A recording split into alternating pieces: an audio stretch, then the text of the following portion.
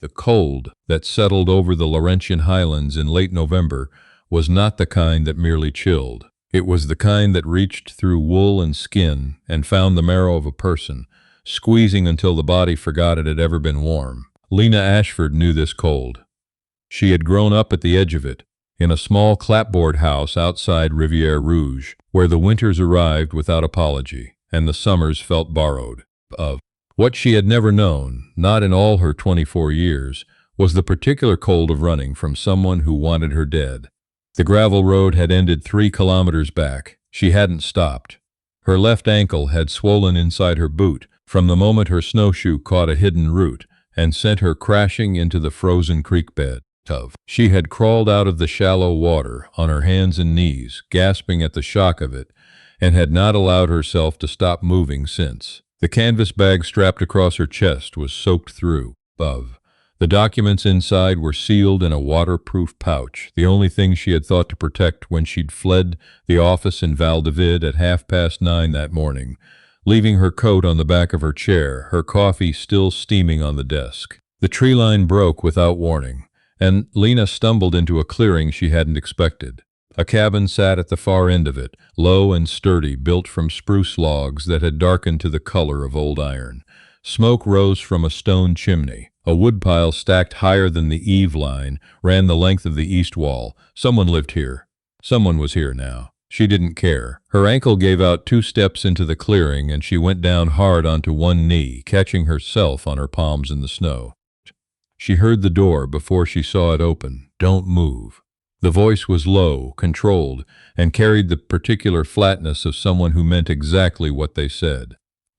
Lena looked up. The man in the doorway was tall enough that he had to angle his shoulders slightly to clear the frame.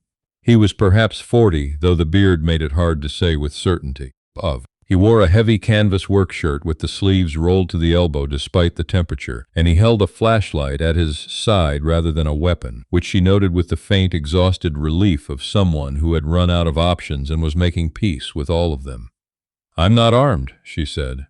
Her voice came out smaller than she intended. "I twisted my ankle. I need to get inside somewhere. Please."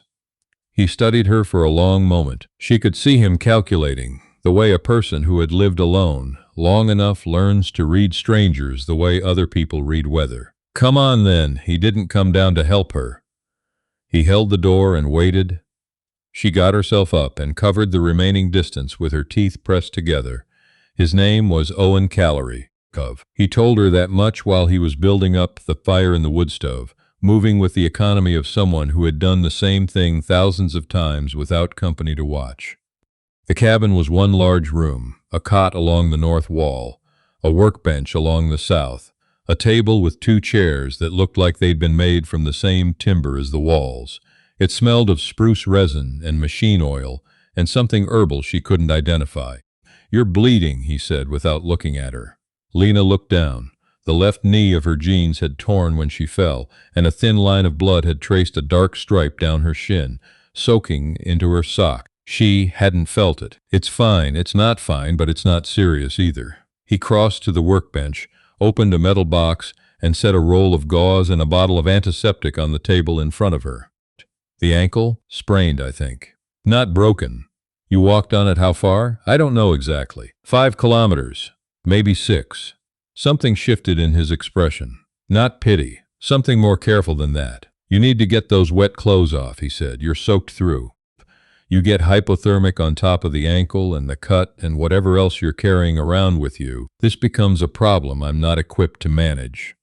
Lena's hand moved to the canvas bag, still strapped across her chest. The motion was involuntary, reflexive, and she knew the moment she did it that he'd seen it. "I'm fine," she said. "You're not." He said it without impatience, simply, the way you'd state a fact about the weather. She looked at the bag, then at him, then at the bag again. "There's a dry shirt in the chest under the cot," Owen said, turning back to the wood stove. "Take what you need. I'll stay here." She didn't move. He turned back to look at her, and this time there was something different in his expression. Not suspicion, more like recognition. The look of a man who understood. from some experience she couldn't name, what it meant to be protective of something at the expense of your own body. "I'm not going to take anything from you," he said quietly, "but I need to get you dry and warm, and I need you to help me do that. Whatever you've got in that bag, it's not going anywhere." Lena had not cried once since she'd left Val David. Not when she'd found what was in the archived files. Not when she'd realized what it meant.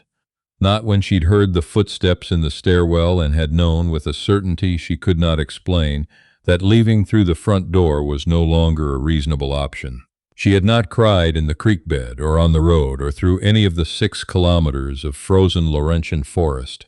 She felt the edge of it now, pressing against the back of her throat, and she swallowed it down. "Okay," she said. He kept his back to her while she changed. She peeled off the wet denim and the soaked flannel underneath, and she set the canvas bag on the cot beside her. She pulled the dry shirt over her head. It was enormous, dropping past her hips, and it smelled like cedar and cold air. She was reaching to unstrap the bag and set it aside when her fingers found the buckle and stopped. The bag was worn canvas, military surplus, the kind sold at outdoor shops in Montreal for $60. She had bought it 8 months ago for a weekend trip to Tremblant she had never actually taken. Inside the waterproof pouch, inside the bag, were 47 pages of documents she had not meant to find, a USB drive no larger than her thumbnail, and a photograph she had not been able to make herself look at again since the first time. She left the bag where it was and moved to the chair by the stove. Owen handed her a mug of something hot without asking. She wrapped both hands around it and discovered it was tea, black, with enough heat to make her eyes water. "Thank you," she said. He sat across from her, not close, his elbows on his knees. He had the particular posture of someone who had learned to make themselves less imposing in small spaces. "You want to tell me what happened?" "No." "Fair enough." They sat in silence for a while. Outside, the wind had picked up and was moving through the spruce stand with a low, continuous sound like traffic on a distant highway. "There are people looking for you," Owen said. It wasn't a question. Lena looked at him. "Why would you say that?" "Because nobody walks 6 kilometers through the back country in late November with a sprained ankle and a waterproof bag they won't let go of for recreational reasons." He picked up his mug. "And because I heard a snowmobile about 40 minutes ago, south of here, off the marked trails, moving slow like it was searching." Lena set her mug down. "They're tracking my phone," she said, thinking out loud. "I left it in the car, but I don't know how far back the car is from here, I don't." She stopped herself, organized her breathing. "I need to know if this cabin shows up on any maps, satellite images.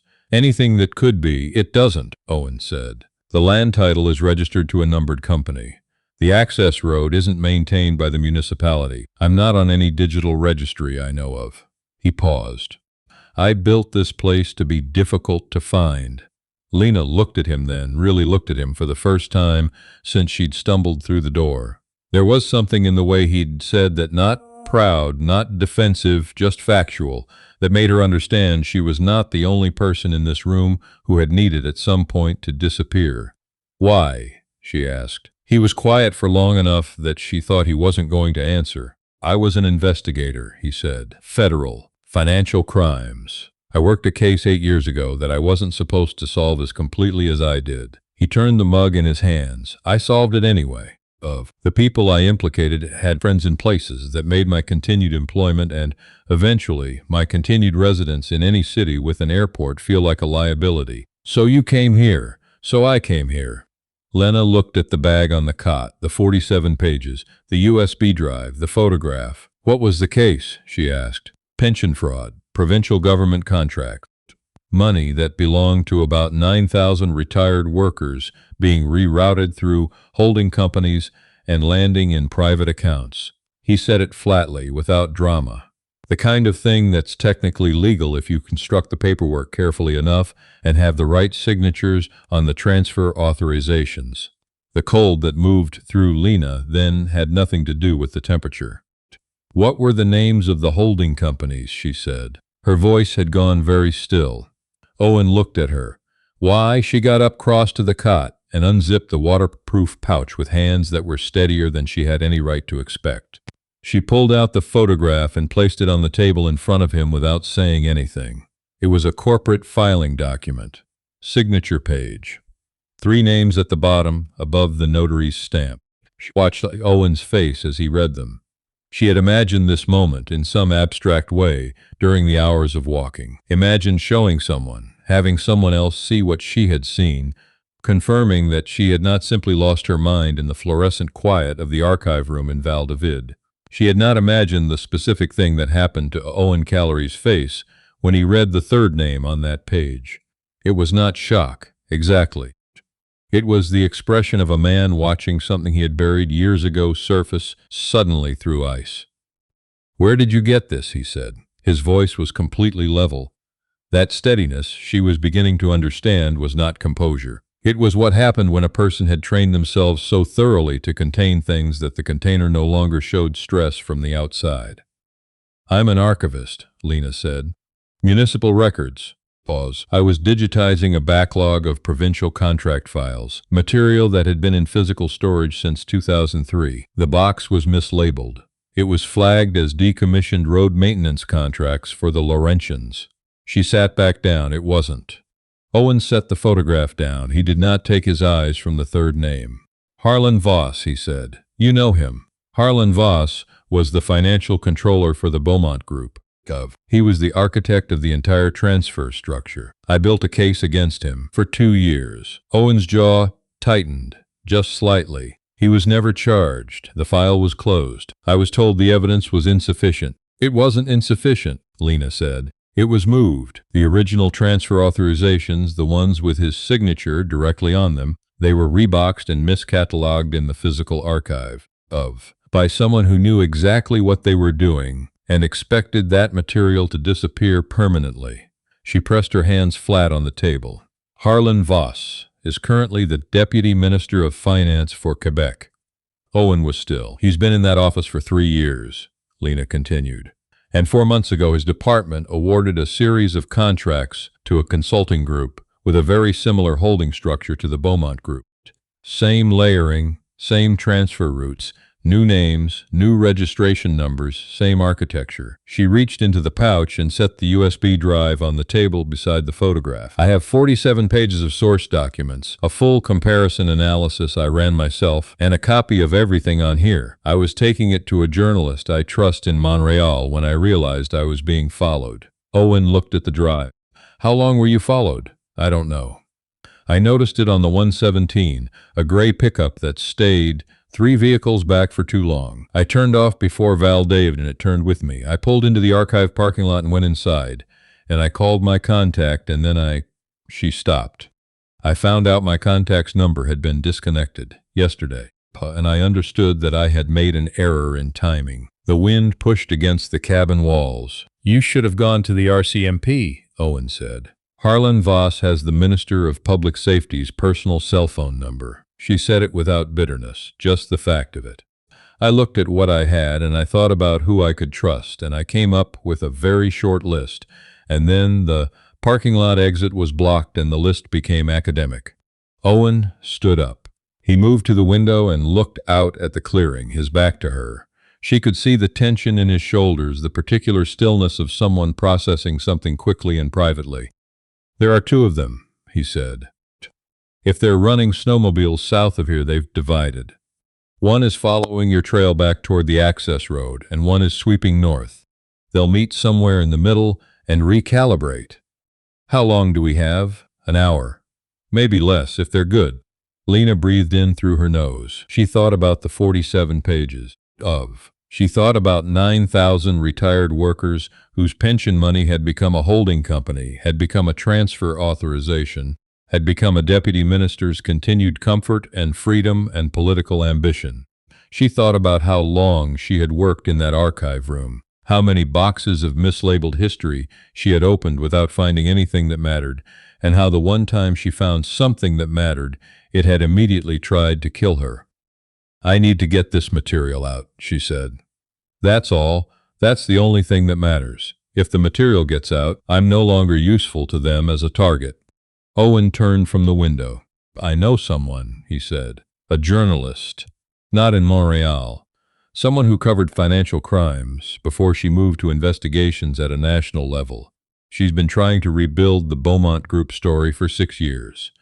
He paused. She's been looking for exactly what you have. Can you reach her? I have a satellite phone. No cell signal out here, but it reaches. He crossed to the workbench and opened a lower cabinet. Give me 10 minutes. What followed was not silence so much as a suspension of time. The particular quality of waiting that happens when every outcome is out of your hands and the only rational thing to do is sit with it. Lena heard Owen's voice, low and deliberate from across the room. She couldn't make out words. She didn't try to. She sat by the stove and held the mug and let the heat move through her palms and up her arms. Her ankle throbbed steadily. The cut on her knee had stopped bleeding. Outside, the light had shifted in that particular way it does in the Laurentians in late afternoon, going from gray to a deeper gray with a faint bronze undertone. The sky too overcast for a real sunset, but colored anyway, dimly, briefly. Owen came back to the table. She's sending an encrypted upload link to a server she controls, he said. We scan the documents I upload from the satellite connection. The USB goes through as a file dump. It will be in her hands inside the hour. He set the satellite phone on the table. She wants to speak with you first. Lena reached for the phone. The journalist's name was Petra, and her voice was the kind of voice that had asked enough questions of enough people who didn't want to answer that it had developed a specific quality, quiet, direct, entirely without performance. Walk me through how you found the box, Petra said. Lena did. She told it plainly, the same way she would have described any archival work, because it had been archival work right up until it wasn't. She described the mislabeling, the filing codes that didn't match the period, the sensation of opening a folder, and understanding within 4 seconds that she was looking at something that had been deliberately buried. And you ran the comparison to the current contracts yourself? Petra asked. I'm an archivist. Pattern recognition and document structure is most of my job. A brief pause. The third signature on the authorization page. You're certain it's Voss? His signature appears on 31 of the 47 documents. Several include his employee identification number. One includes a handwritten annotation in the margin that matches a handwrite sample I pulled from a 2001 correspondence file in the same archive. Another pause, longer this time. How soon can you get me those scans? Lena looked at Owen.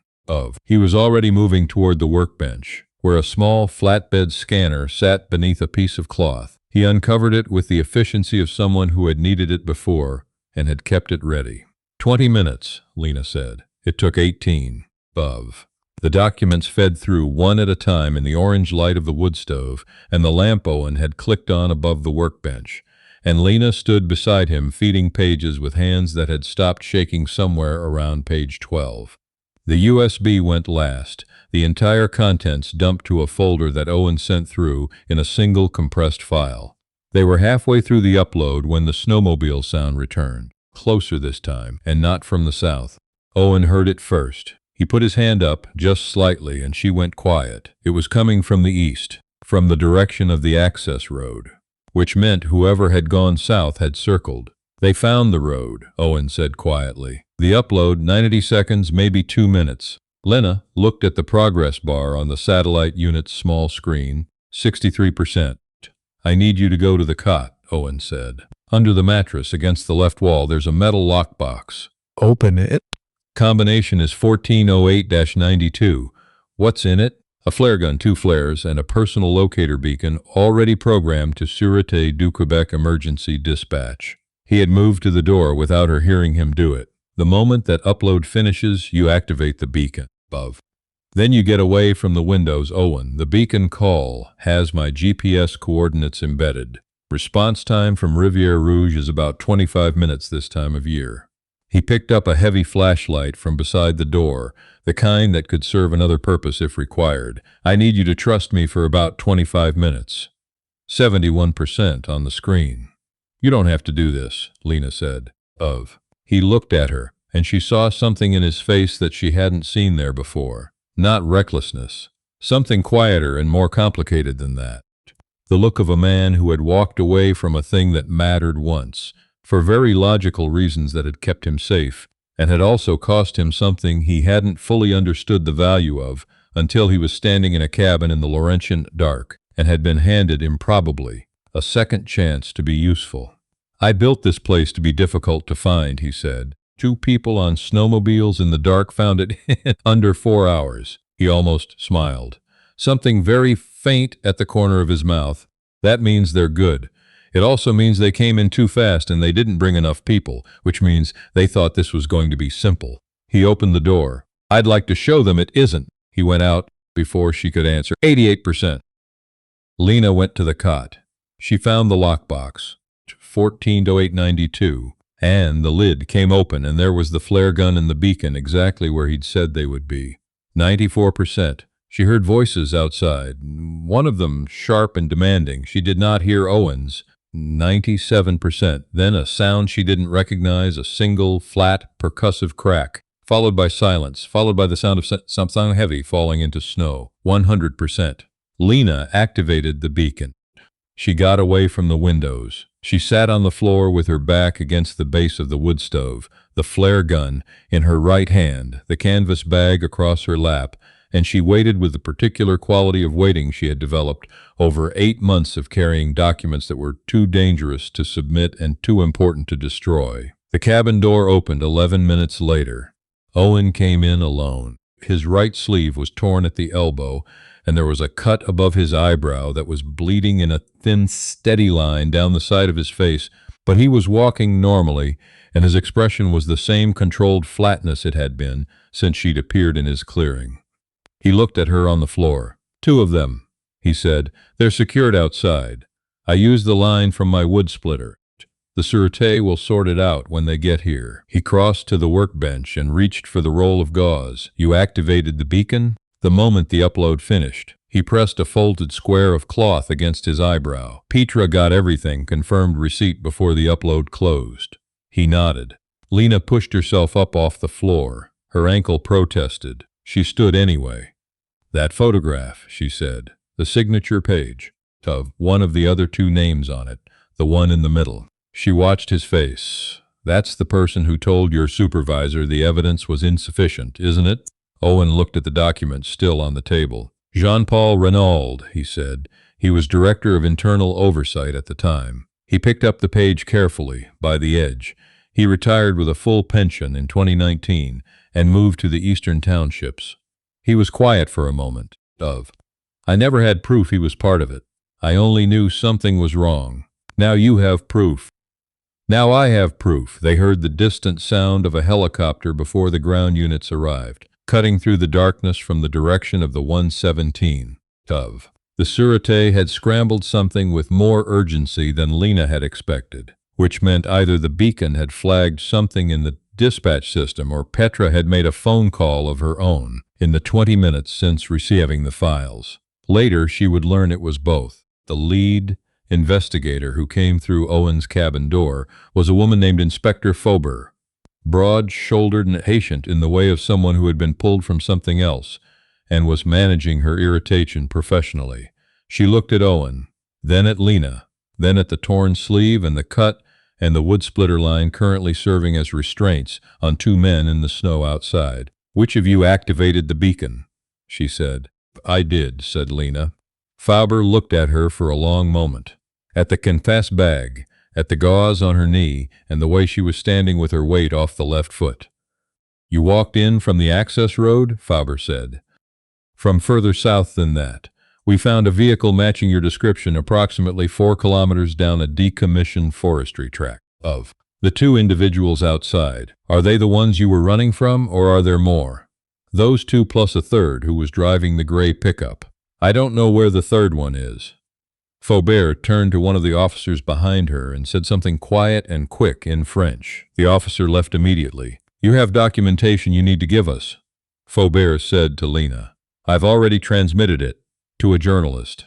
Lena met her eyes. The documents implicate Harlan Voss, currently Deputy Minister of Finance, and Jean-Paul Renaud, former Director of Internal Oversight. I am happy to cooperate fully with an independent investigation. I am not willing to give the original materials to anyone operating under the authority of either man's current or former oversight. Fauber studied her for what felt like a long time. That's a specific position, she said. It's the only one I'm in a position to hold. Something shifted in Faubert's expression. Not agreement, exactly. Something more like respect for the precision of it. "We'll take your statement here," Faubert said, "and then we'll get you to hospital for the ankle and the rest of it." She glanced at Owen. "You as well." Owen had sat down at the table at some point and was holding the square of cloth to his eyebrow with an expression of mild patience, as though waiting for the conversation to sort itself out the way conversations eventually do.